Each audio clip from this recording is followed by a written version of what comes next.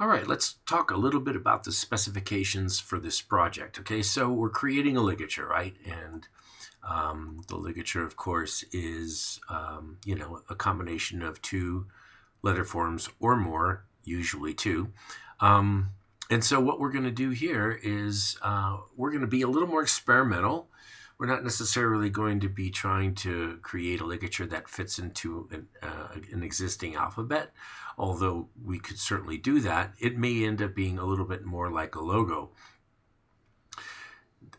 Similar combinations, in other words, some of the letter forms that you were comping in Project 1 might be a good place to start, but often trying something more ambitious is is a better and possibly more satisfactory solution. Okay, so it'll be challenging, but it'll look more interesting and different. Okay, so the design process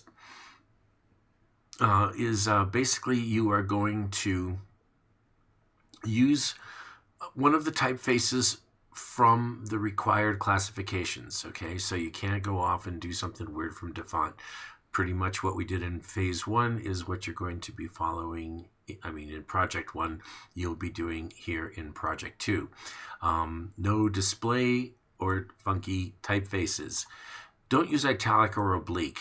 The reason why is because those letter forms are already kind of predisposed to looking like script, and so they blend together very, very easily without any extra work from the designer. And so I want you to stay with the standard, straightforward typeface. I tend to think serif typefaces are a little more fun to work with because they've got serifs.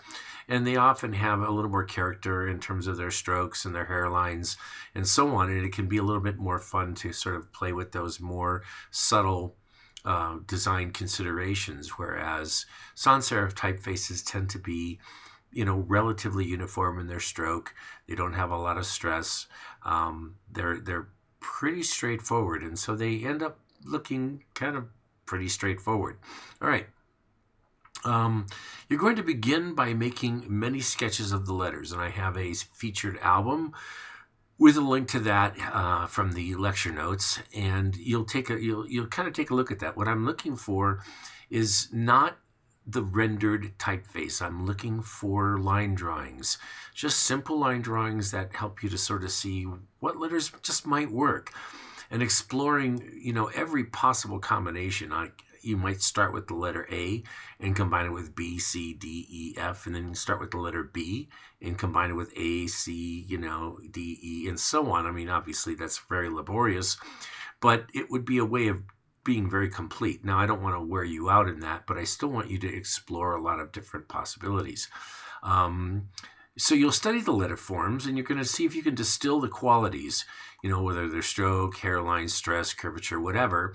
And these would impress your ligature with those qualities. So again, it's about sort of taking a look at the possibilities rather than the solution at this point. Ideally, it'll look like something that would be a part of that typeface, but it doesn't have to. And if you decide that you want to work with something, I did want to say something a little sooner. While you used a typeface for Project 1, it's a logical choice for this project because you're already familiar with it, but you are not necessarily married to this typeface, and you may select another one if you want. If you're gonna do something a little off the boat a little bit, I want to get you approval before you continue. If you're doing something straightforward like Bodoni or Baskerville or whatever, then you're fine and you're good to go. Okay, so the first phase is the study. You're going to select the typeface, and it should be one of the traditional classifications. I can't stress that enough. And then you're going to draw as many letter combinations as you can possibly think of, but keep them simple, because simple means that you can just work through them very, very quickly. Again, the featured photo album will have some examples of what I'm talking about there. Don't comp the precise letter forms. You're not there yet. You're just trying to see if the two letters will play together. Okay, line drawings is the best way to do it. Paper and pencil, Wacom digitizing tablet, or a tablet drawing program will work fine. Don't use a mouse, and don't smash the letters together using Illustrator, like taking A and B and just smashing them together and seeing what that looks like. I don't want you to do that. I want you to explore a little more creatively. In phase 2, the development, once we've got some promising combinations, then we're going to develop these further, and then we're going to begin to incorporate those style properties of your typeface. Again, graph paper is useful at this stage because it keeps your proportions keeps them equal, or keeps them proportional, I guess, right? And once you get a few that are looking good, we'll select the best couple for further refinement. Once we get to that point, we're going to really make sure that we got the little details worked out. Okay, this is where it really starts to turn into art, and you really start learning how the typefaces and their intrinsic qualities are starting to impact your design. Okay, so then once you've got the details kind of worked out, you're going to draw a large version. And again, graph paper is super helpful here because it keeps everything in proportion. Enlarge your scale by 2 to 3 so that it gets large. It will help to keep your proportions correct. Okay. Dark pencil works best for the import because that way you've got something, solid. What I do is I work out the details with the fine, lighter line weight first, and then once I've got all the lines kind of where they should be, then I take a dark pencil and I finalize the outline. Then you'll take that final drawing and you put it into Illustrator. This is basically your final at this point. Okay, so then you're going to go to the render stage. At this point, you're going to use the pen tool. You're going to trace your final. You're going to tweak the little curves and all the intersections and all the little details that will happen while the design is starting to come together. You'll save it as an AI file. You'll export it as a JPEG, and you'll submit the final for final review. Now here, this is what we're going to do now is we're going to apply it to a logo. Okay, so we use the most successful solution. You're going to develop a company or an organization, and you'll use the final ligature as the initials for that company, okay, or organization. Then think about what they do. Are they lawyers? Are they real estate? What do they do? Game company? Who knows? You're going to research business card designs for inspiration.